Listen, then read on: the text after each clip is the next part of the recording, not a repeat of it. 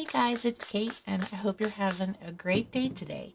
Sorry it's been a little while since my last video, but I wanted to get with you and do a watercolor and a doodle. So I broke out my Artist Loft paper, and that is from Michaels. And usually I work with cotton paper, B watercolor paper, but I had some inexpensive pads lying around, and I know, a lot of people use regular paper pads, and so I've got these watercolor sheets that are 6 by 9 or 15 by almost 23 centimeters, and it's 140 pounds, and it's actually wood pulp paper. So it is acid free, cold press, and I kind of dig the texture on it. And so I wanted to play around with some very loose and flowy wet watercolor. So I broke out the Meliang palette, and I'm working with some blues today and just kind of being a little bit zen with it, just letting the paint spread on the paper, and it really has a nice flow to it. Now, sometimes with the non-cotton paper, I guess I should say, is it can do a lot more sort of cauliflower and blooms as it dries. But actually, I didn't have a whole lot of that with this paper, so I was surprised. I've used Canson watercolor paper and some other ones, but this one is actually the first time I used this pad was playing around with it this day, and that's why I also have some dirty water. So, but it did fine for this little project. So it was a lot of fun to work with, and actually I'm gonna probably go through this pad and use up several sheets and just play around with it. It's a lot of fun, and sometimes they go on a really good sale. I think I got this one like buy one get one free or something, so I picked up a couple of pads to play with at Michael's.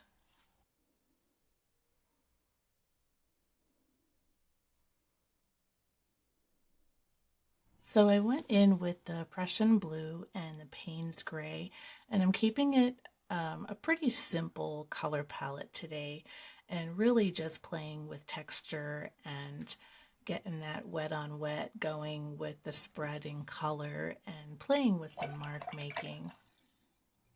And so I'm just working on kind of a playful background here, a lot of circles, dots, things like that. And then my last I'm going in with is the gold.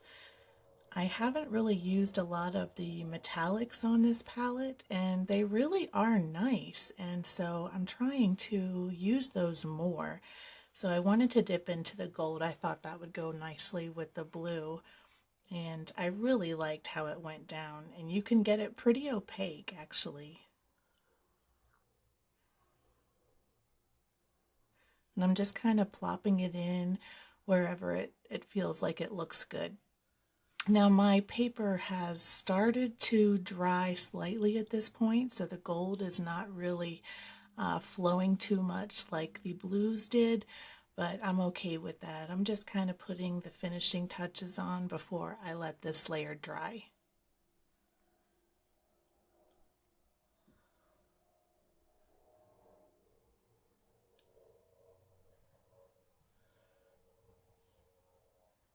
And just getting those last little marks in there. And as I'm doing this voiceover, there's a lot of trucks going by in the background, so hopefully it doesn't interfere too much with the audio.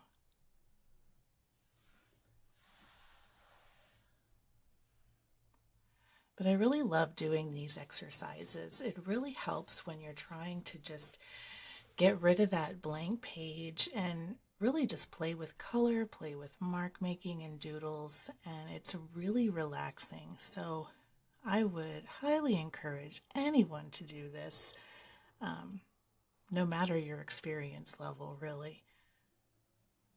It's a lot of fun.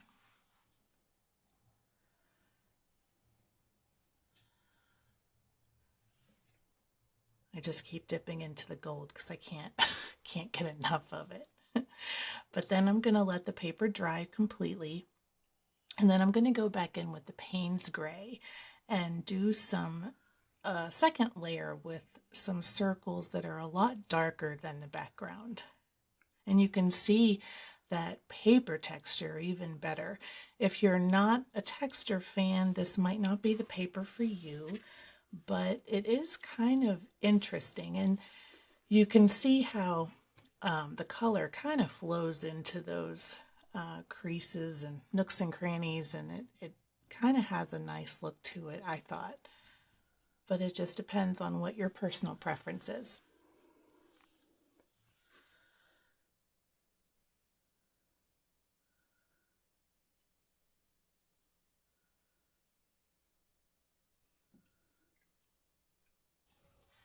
So you can see going straight into the pan, you can get it pretty dark.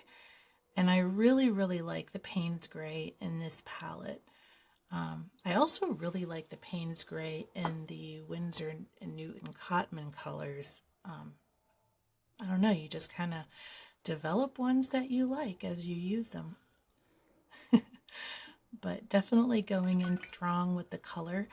I'm planning on doodling over these circles, so, and I want to bring in like a nice bright white color.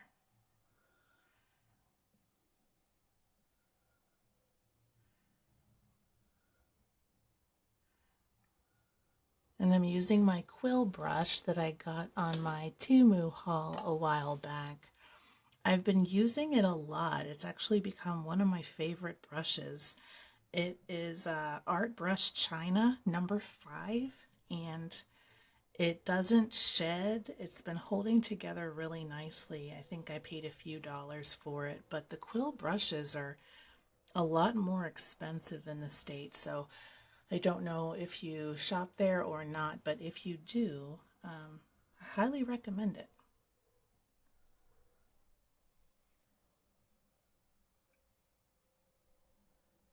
It has a really nice pointy tip, but it holds a ton of water, as you can see. I don't really need to keep dipping in water, although I do. Of course, I do as soon as I say that.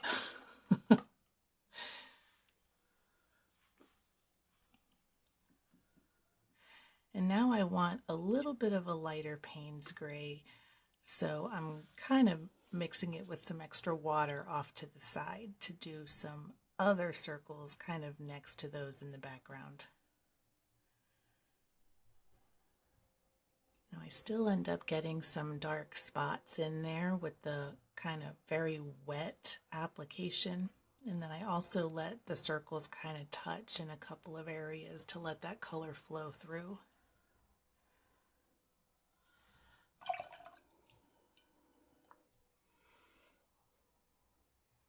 So I end up mopping up just a little bit of excess, but it is a very rich color.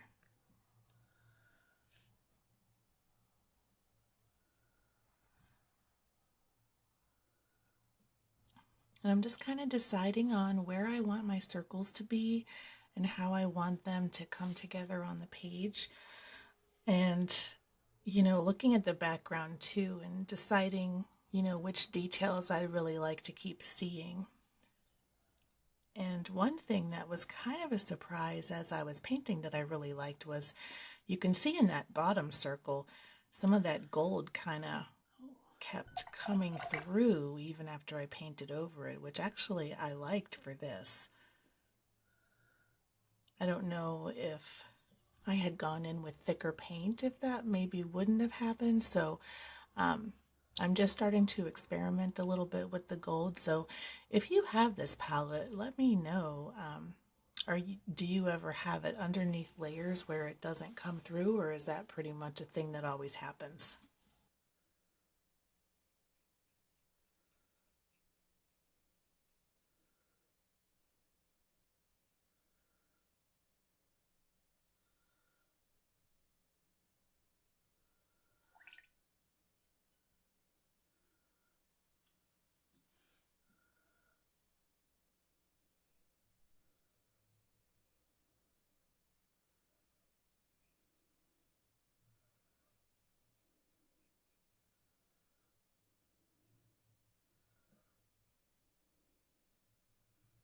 And so I have to say, I really I'm enjoying this paper. Go figure.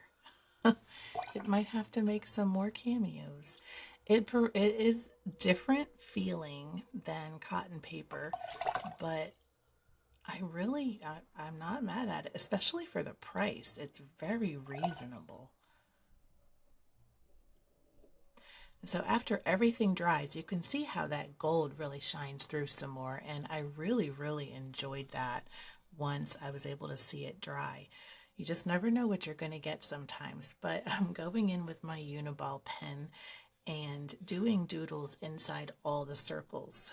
So when I doodled in my first one, I kind of had like little flower petal things going on, and I put those little things with the circles in there. And so I decided to kind of carry that dot theme through the whole doodle as kind of a continuing thing. So I have different doodles that I'm going to put in every single circle, but you'll see that in all of them, I continue with those little filled in dots.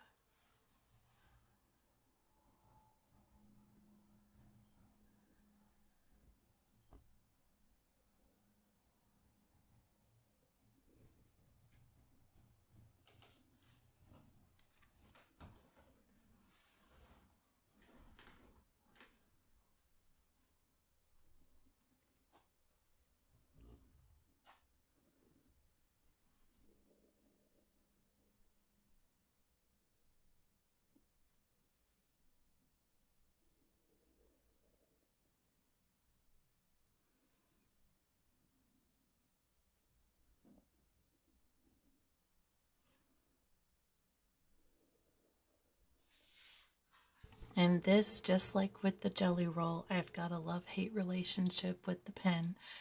Sometimes it writes beautifully, and sometimes it seems like the ball doesn't want to turn, so I have to go over a line twice sometimes. But when the ink comes out, it's very nice and opaque. I really enjoy that. And it's a nice contrast with that dark blue behind it.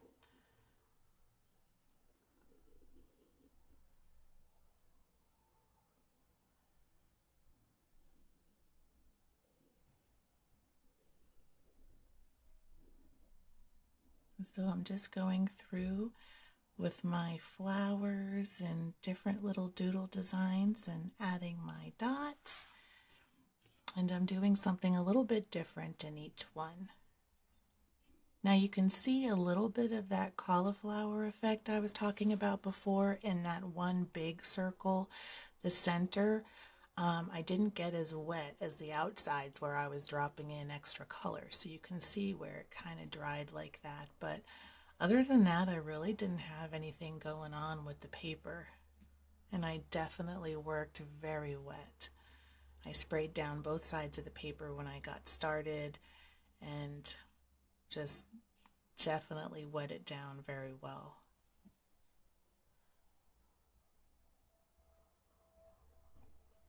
And the color spread really nicely on it. It does dry kind of fast, I guess, but I was able to work on it for several minutes before it really started to dry once I got to my gold paint. But I decided to just turn it into part of the doodle.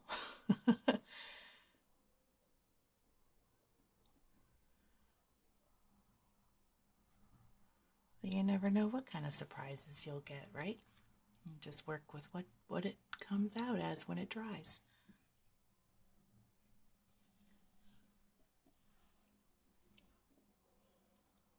And then I'm just going to finish up with this last circle and add some more dots to the centers. And I'm really glad I stuck with just the white pen on this one. I like how simple it was and how nice it turned out, and it was just a really fun exercise. So I hope that you give it a try and let me know how it goes, and let me know if you've ever used this paper and how you like it. And I will be uploading another video very soon. So until next time, keep creating.